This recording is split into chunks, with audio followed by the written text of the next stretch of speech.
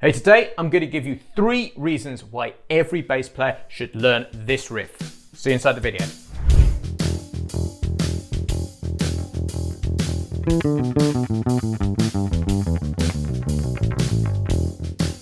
Hey, it's James here from eBassGuitar. Today I'm going to show you a killer bass line or bass riff or bass fill, depending how you look at it, which you will see time and time again in music. It's really important to get this down. First of all, I'm going to teach you the bass riff. Then I'm going to talk to you at the end about the 3 reasons why it's important that all bass players should know this. Let's get straight down to it. Just before we get going, I want you to know there's a completely free PDF that comes with this video, so you can see everything we're discussing today written out in standard notation and tablature. Click the link below in the description to grab your free copy, as it will really help you learn the concepts inside this video. Let's crack on.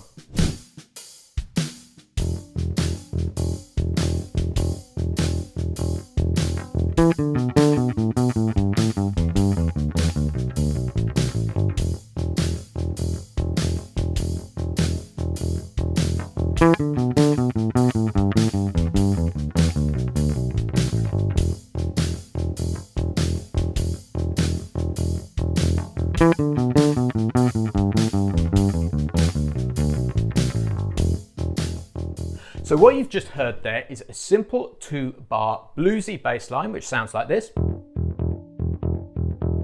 Dead simple, dead straightforward, and then a 2-bar bass fill.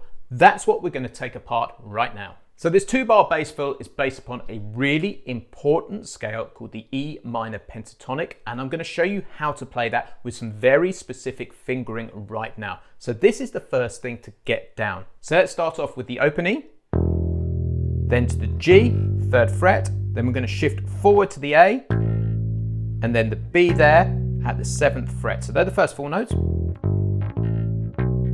we're going to play the D and the E at the 5th and 7th fret on the A string, and then the G and the A on the D string, and then we are going to shift forward to the B, also on the D string, so we get, and then we're going to finish off with the D and then the E at the top.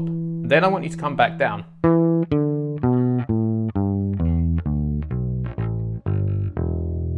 Let's go up.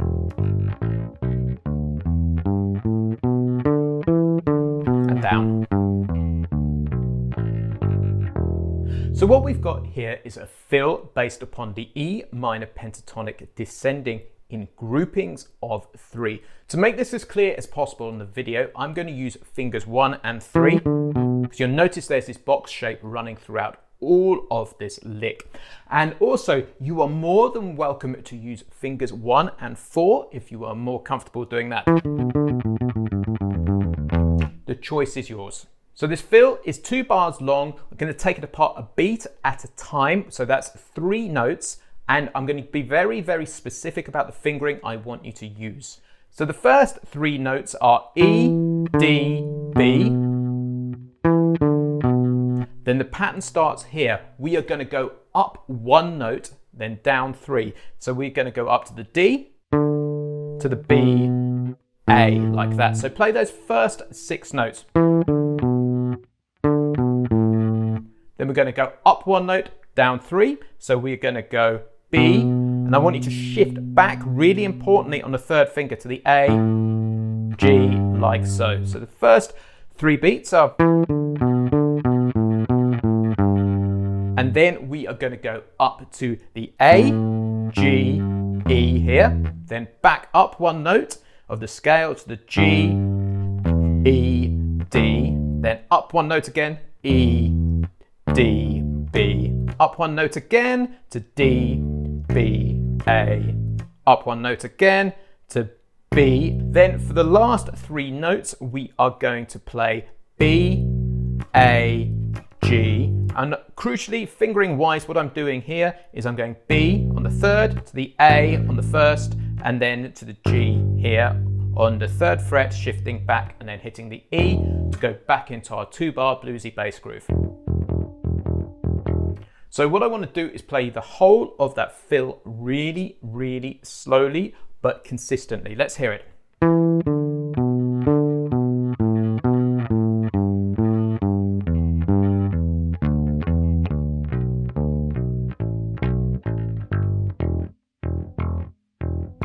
Now, if you're just starting out playing the bass guitar in the early phases of learning, just slow it down note by note, one note at a time, and you'll slowly get it under your fingers, then speed it up. Now, if you're more experienced playing the bass guitar, start trying to play this riff faster and faster. So,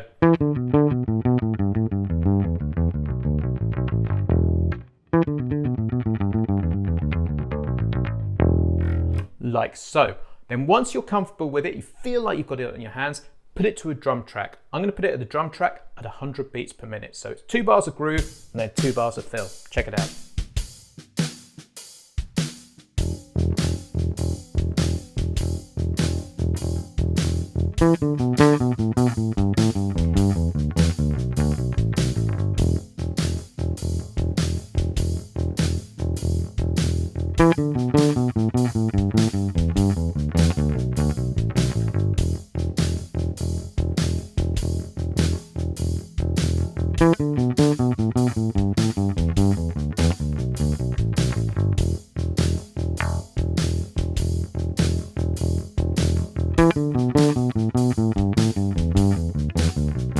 So once you've got that down, the next version to try is the same fill concept, but ascending. This is a little bit harder, hence why I've put this second in the video. This is what it sounds like.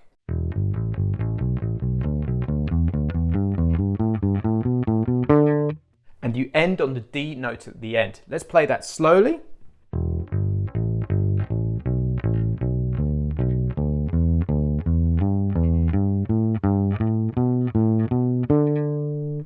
Exactly the same concept of going up 3 notes, then back down through 1 note, then up 3 notes again.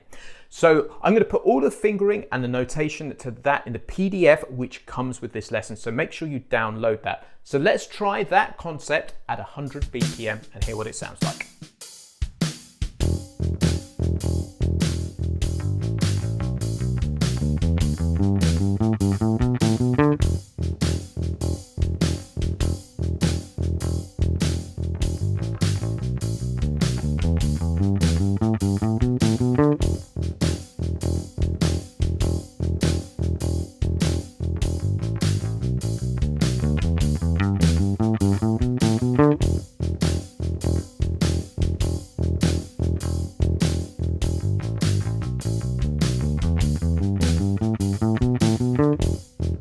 So 2 super cool fills that you'll see time and time again in music. Now guys, we are halfway through this video.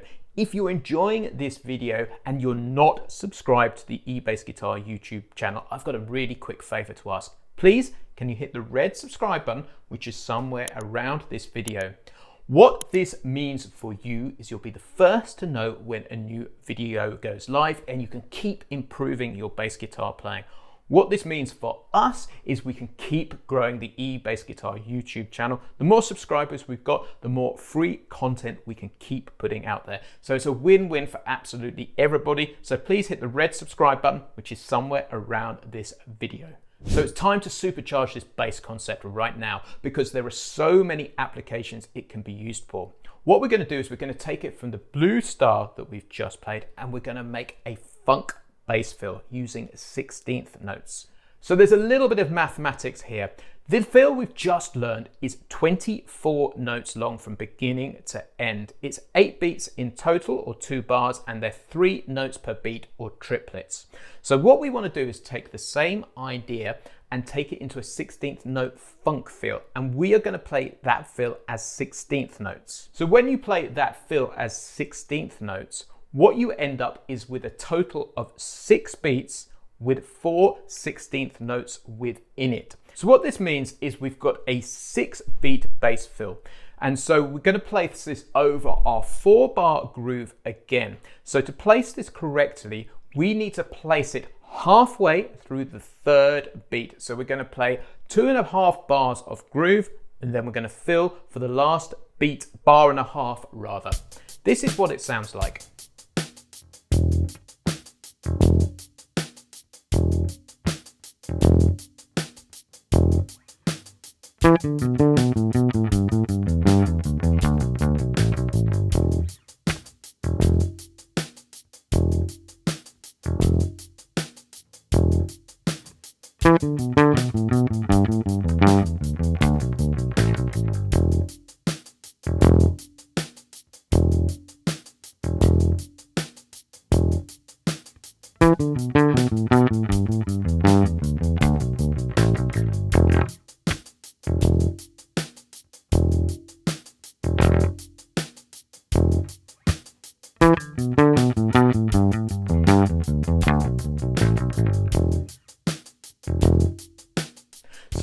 we end up is with this super cool syncopated pattern. Syncopation means we're playing across the beat. And if we accent in groupings of 3, you end up with this crazy push and pull, which sounds really, really cool. So, and it's really, really cool if you get other instruments as well. Accenting, that means playing slightly louder, the first grouping of each 3 notes. So try that slowly, take it apart really kind of academically to begin with, then put it together and you'll get something that sounds really musical. I'm going to speed that up right now and play it at 100 beats per minute.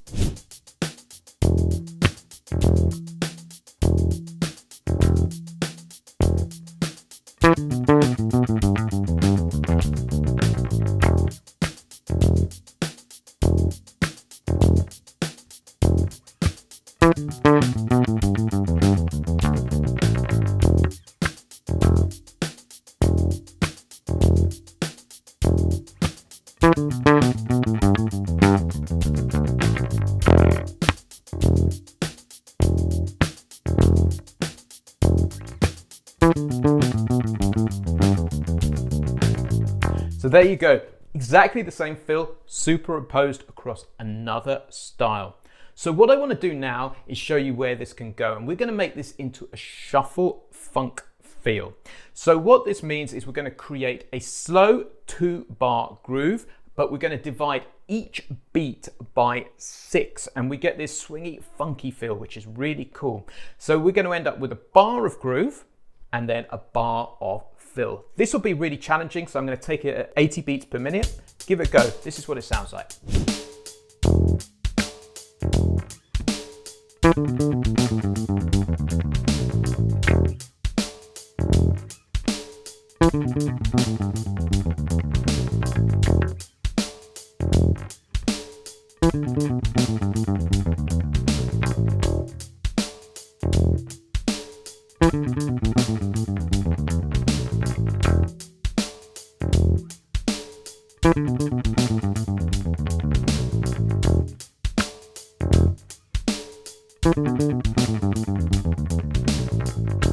So that last one really is challenging. If you're just starting out with this, play it so slowly, just note by note, then speed it up. Then over time, you'll get to the point where you can play it at the tempo I've just demonstrated at. So as I promised at the beginning of the video, there are 3 reasons why this is so important, this riff. Reason number 1 is it teaches you what I call applied dexterity or applied technique. This is real world technique. It will teach you how to navigate the fretboard. It gives you patterns that you use in so many different styles of music. You'll see this concept time and time again. So it really is a great way of building up your technique and your dexterity. Number 2, it improves your fretboard knowledge no end, because these shapes, these box shapes that we've seen here,